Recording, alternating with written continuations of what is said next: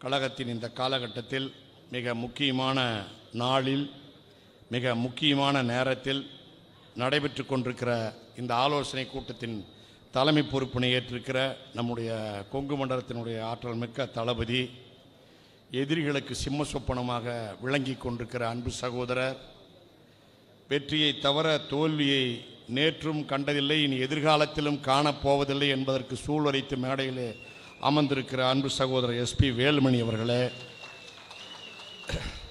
மேடையிலே அமர்ந்திருக்கிற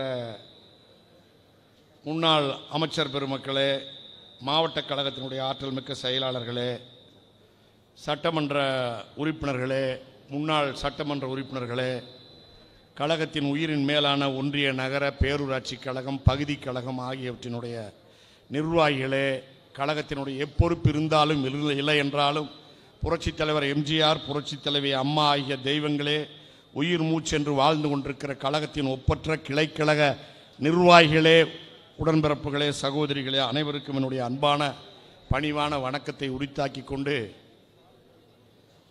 இங்கே 3 பேர் வேட்பாளர்களாக மேடையிலே அமர்த்தப்பட்டிருக்கிறார்கள். இவர்களை பற்றி ஒவ்வொரு வரியிலே நான் பேசியாக வேண்டும். முதலாவதாக, எங்களுடைய சட்டமன்ற தொகுதியிலே நான் 96 இருந்து தொடர்ந்து போட்டி போட்டுக் கொண்டிருந்த பொழுது என்னுடைய வெற்றிக்காக அரும்பாடுபட்டு உழைத்து எதிர்பாராத வகையில் நம்மை விட்டு பிரிந்த அருமை அண்ணன் அப்புசாமி அவர்கள் கிளைக்கழக செயலாளராக பொது வாழ்க்கையை தொடங்கி ஒன்றிய கழக செயலாளராக, ஆனமலை மாசாணியம்மன் கோயில் தலைவராக, எந்த ஒரு வேலையை கொடுத்தாலும் இரவென்றும் பகலென்றும் பாராமல் செய்து முடித்துவிட்டு வந்து செய்து விட்டேன் என்று சொல்லுகிற அருமை அண்ணன் அப்புசாமி அவர்களுடைய மகன் அன்புக்குரிய கார்த்திக் அப்புசாமி அவர்கள் பொள்ளாச்சி தொகுதியினுடைய நாடாளுமன்ற உறுப்பினராக, வேட்பாளர் என்று கூட நான் சொல்ல மாட்டேன், நாடாளுமன்ற உறுப்பினராகவே அவரை நம்முடைய பொதுச் செயலாளர் நியமித்திருக்கிறார் என்று அறுதியிட்டு உறுதியாக என்னால் சொல்ல முடியும். காரணம், அவரை வேட்பாளராக அறிவித்த நிமிடத்திலே இருந்து என்னோடு நம்முடைய கட்சியை சேர்ந்தவர்கள் பன்முறையிலும் மகிழ்ச்சி அடைந்து தொடர்பு கொண்டு பேசினார்கள். அப்புசாமியினுடைய அண்ணனுடைய மகனுக்கு நீங்கள் இந்த வாய்ப்பை பொதுச் செயலாளர் வழங்கியிருக்கிறார், நம்முடைய தலைமை கழக செயலாளர் வழங்கியிருக்கிறார் என்பதை நாங்கள் எண்ணி பார்க்கும்போது எங்களில் ஒருவருக்கு, எங்கள் குடும்பத்தை சார்ந்தவருக்கே அந்த வாய்ப்பு கிடைத்ததாக நாங்கள் நினைக்கிறோம் என்று பெருமையோடு சொன்னார்கள். இன்னும் அருமை அண்ணன் அப்புசாமியருடைய அடக்க குணத்திற்கும் மாற்றுக் கட்சிக்காரர்களை சீண்டி பார்க்காத அந்த நல்ல குணத்திற்கும் திராவிட முன்னேற்ற கழகத்தை சேர்ந்தவர்களே என்னிடத்தில் சொன்னார்கள். வால்பாறை, ஆனமலை, பொள்ளாச்சி, கிணத்துக்கிடவு இப்படிப்பட்ட பகுதிகளை சேர்ந்த திராவிட முன்னேற்ற கழகத்தினுடைய முன்னோடிகள் கூட என்னிடத்தில் சொன்னார்கள், எங்கேயோ இருந்து ஒருவனை கொண்டு வந்து திடீரென்று இறக்கியிருக்கிறார்கள். அந்த வகையிலே ஒப்பிட்டு பார்க்கும்போது எங்களுடைய வாக்கெல்லாம் உங்களுடைய வேட்பாளர் கார்த்திக் அவர்களுக்குத்தான் என்று சொன்னார்கள். அது மட்டுமல்ல, வெளிநாட்டிலே, இங்கிலாந்து நாட்டிலே சென்று நல்ல முறையிலே படித்து இங்கே வந்து இன்றைக்கு அவருடைய மனைவி ஒன்றிய பெருந்தலைவராக, யூனியன் சேர்மனாக பணியாற்றி கொண்டிருக்கிறார். அடக்கமான குணம் பெற்றவர், எளிமையானவர், எங்களுடைய அன்பை பெற்றவர். நிச்சயமாக கார்த்திக் அப்புசாமி அவர்கள் பொள்ளாச்சி நாடாளுமன்ற தொகுதியில் எந்த கொம்பாதி கொம்பன் வந்து வாளை சுருட்டினாலும் 2 லட்சம் வாக்கள் வித்தியாசத்திலே வெற்றி பெறுவார். அடுத்தபடியாக, நம்முடைய அன்பு சகோதரர், நம்மோடு ஒரு சமகாலத்தில் வாழ்ந்தவர், இந்த இயக்கத்தினுடைய மாவட்ட செயலாளராக, பகுதி செயலாளராக நம்மோடு நாம் ஏசினாலும் தாங்கிக் கொள்ளுவார், பேசினாலும் தாங்கிக் கொள்ளுவார். அண்ணா என்கிற அன்பு வார்த்தையை தவிர வேறு வார்த்தையை அவரிடத்திலிருந்து எதிர்பார்க்க முடியாது. நல்ல தொண்டர். திடீரென்று அவரும் நம்மை விட்டு பிரிந்தார். அப்படிப்பட்ட நம்மில் வாழ்ந்த ஒருவர், நம்மோடு வாழ்ந்த ஒருவர், முன்னாள் சட்டமன்ற உறுப்பினர், புரட்சித் தலைவி அம்மாவின் அன்பை பெற்றவர், நமக்கெல்லாம் பெருமையாக இருக்கிறது. அந்த குடும்பத்தை சேர்ந்த ஒருவர், சிங்கை கோவிந்தராஜ் அவர்களுடைய மகன் சிங்கை ராமச்சந்திரன், நுட்பமான மேல்நாட்டு படிப்பு படித்து இந்த இயக்கத்திற்காக தன்னை தந்தையின் வழியிலே தானும் வர வேண்டும் என்பதற்காக, பொது வாழ்க்கைக்கு வர வேண்டும் என்பதற்காக மட்டுமல்லாமல் தன்னுடைய தந்தையின் வழியிலே தந்தை விட்டு சென்ற பணியை தொடர வேண்டும் என்பதற்காக பொது வாழ்விலே ஈடுபட்டு சிறப்பாக ஏற்ற இறக்கங்களை பற்றி கவலைப்படாமல் அதிமுகவே உயிர் மூச்சு, அப்பா வழியிலே நானும் வருவேன் என்று வந்து எதையும் எதிர்பார்க்காமல் இவ்வளவு நாள் பணியாற்றி சிறப்பான ஒரு இடத்தை பெற்று இன்றைக்கு நாடாளுமன்ற வேட்பாளராக இருக்கிறார் என்றாலும் 10 யானைகளை அடக்கி வெற்றி பெறப் போகிற மாவீரனாக அண்ணாமலை அல்ல, எந்த இமயமலையும் வந்தாலும் நம்முடைய வேட்பாளர் அண்ணாமலை மட்டுமல்ல, எந்த இமயமலையும் வந்தாலும் 10 மலைகளும் வந்தாலும் திருவண்ணாமலை ஆண்டவருடைய அருளால், அண்ணாமலையார் உண்ணாமலையார் அருளால் நம்முடைய அன்பு தம்பி ரங்கநாதன் அவர்கள், ராமச்சந்திரன் அவர்கள் நிச்சயமாக கோவை பாராளுமன்ற தொகுதியிலே மாபெரும் வெற்றியை, மிக பெரும் வெற்றியை பெறுவார். அவர் வெற்றி உறுதி. ஓட்டு வித்தியாசம் கண்டிப்பாக நம்முடைய அமைச்சர் வேலுமணி அவர்கள் எதிர்பார்ப்பதை போல குறைவாக இருக்காது, மிக கூடுதலாக 1.5 லட்சம் வாக்குகளுக்கு மேலாகவே இருக்கும் என்று நான் கணித்து சொல்லுகிறேன். எல்லோரும் ஒரு வேட்பாளரை தோப்பார்கள் என்று சொன்னால் நான் ஜெயிப்பார்கள் என்று சொல்லுவேன். அது என்னுடைய மனக்கணக்கு. ஆனால் எல்லோரும் நம்முடைய ரங்கநாதனா, இவரா அவரா, ராமச்சந்திரனா இவரா அவரா என்று பேசும்போது, ராமச்சந்திரனா இவரா அவரா என்று எல்லோரும் பேசும்போது வெற்றி பெற்று செங்கோட்டைக்கு சென்று சிறப்பான இடத்தை பெறப்போவர் நம்முடைய கல்வியாளர் ராமச்சந்திரன் என்பதனை அறுதியிட்டு உறுதியாக நான் சொல்லிக்கொள்ள கடமைப்பட்டிருக்கிறேன். மூன்றாவதாக மலைகளின் அரசி இளவரசி ஊட்டி, என்னோட பாலிய பருவத்திலிருந்து நண்பராக இருந்த நம்முடைய முன்னாள் சபாநாயகர், மாநகரணியிலே புரட்சித் தலைவர் எம்ஜிஆர் காலத்தில் நாங்கள் எல்லாம் ஒன்றாக திரண்டு நின்று பணியாற்றியிருக்கிறோம். பல மாநாடுகள் கருத்தரங்களில் எல்லாம் ஒன்றாக இணைந்து பணியாற்றியிருக்கிறோம். அப்படிப்பட்ட அருமை சகோதரர் திரு தனபால் அவர்கள் இயக்கத்திலே பல முறை சட்டமன்ற உறுப்பினராக இருந்தவர். 2 முறை அம்மா அவர்களால் பாராளுமன்ற சபாநாயகராக 2 முறை சபாநாயகராக வெற்றிகரமாக பவனி வந்தவர். எளிய சமுதாயத்தை சேர்ந்தவர். ஆனால் அண்ணா திராவிட முன்னேற்ற கழகத்திலே கட்சி முதல் நாள் தொட்டு இன்று வரையிலே தீவிரமாக பணியாற்றி கொண்டிருக்கிறவர். அவருடைய அருமை புதல்வர் லோகேஷ் தனபால் அவர்கள் வேட்பாளராக ஊட்டி மலையிலே நிற்கிறார். எப்பேற்பட்டவர் எதிர்த்து நிற்கிறார் என்று தெரியுமா? உலகத்தின் மிகப்பெரிய ஊழல் மன்னன், உலகத்தின் மிகப்பெரிய ஊழல் மன்னன், மிகப்பெரிய ஊழல் சக்கரவர்த்தி, மிகப்பெரிய ஆணவமும் திமிரும் பிடித்தவரை எதிர்த்து ஒரு சாதாரண குடும்பத்திலே இருந்து வந்த புடம்போட்ட தங்கம் அண்ணன் தனபால் அவர்களுடைய மகன் லோகேஷ் தனபால் நிற்கிறார்கள். 3 வேட்பாளரையும் பாருங்கள். நான் உள்ளபடியாக நம்முடைய மண்டல செயலாளரை பெரிதும் பாராட்ட கடமைப்பட்டிருக்கிறேன்.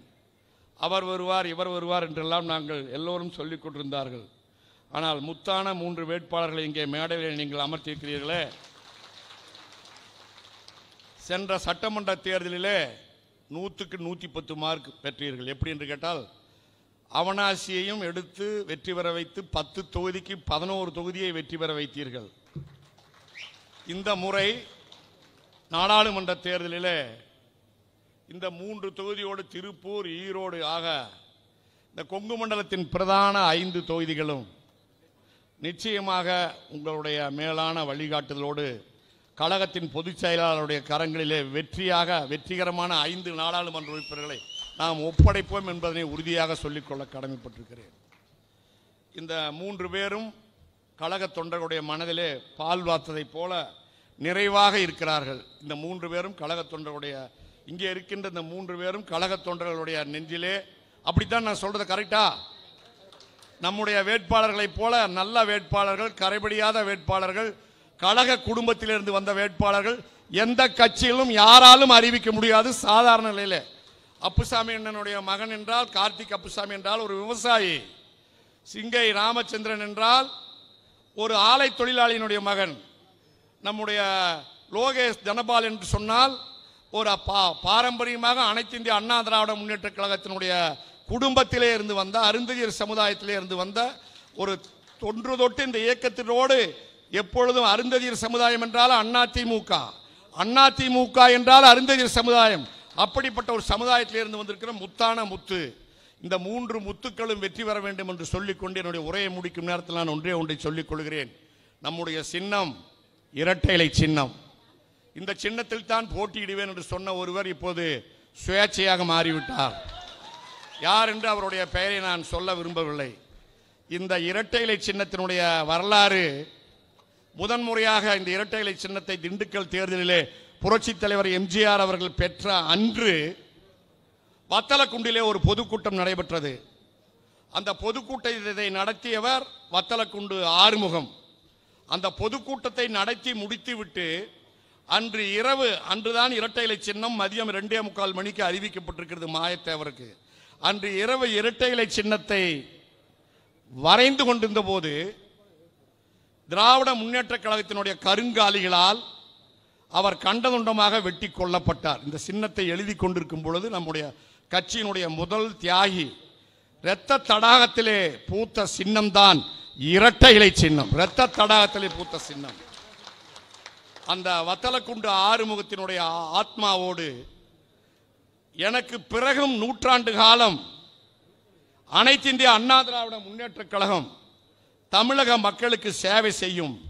எனக்கு பிறகும் 100 ஆண்டு காலம் அனைத்து இந்திய அண்ணா திராவிட முன்னேற்ற கழகம் தமிழ்நாட்டிலே அரசாளும் என்று தன் உயிரை கொடுத்து போன 2016 சட்டமன்ற தேர்தலில் உயிர் போய்விடும் என்று தெரிந்தாலும் ஊர் ஊராக சுற்றி எங்களை போன்றவர்களை எல்லாம் வெற்றி பெற வைத்த நம்முடைய அன்னை புரட்சித் தலைவி அம்மா அவர்கள் சட்டமன்றத்தில் எடுத்த சபதம், எனக்கு பிறகும் 100 ஆண்டு காலம் இந்த இயக்கம் வாழும் என்பது.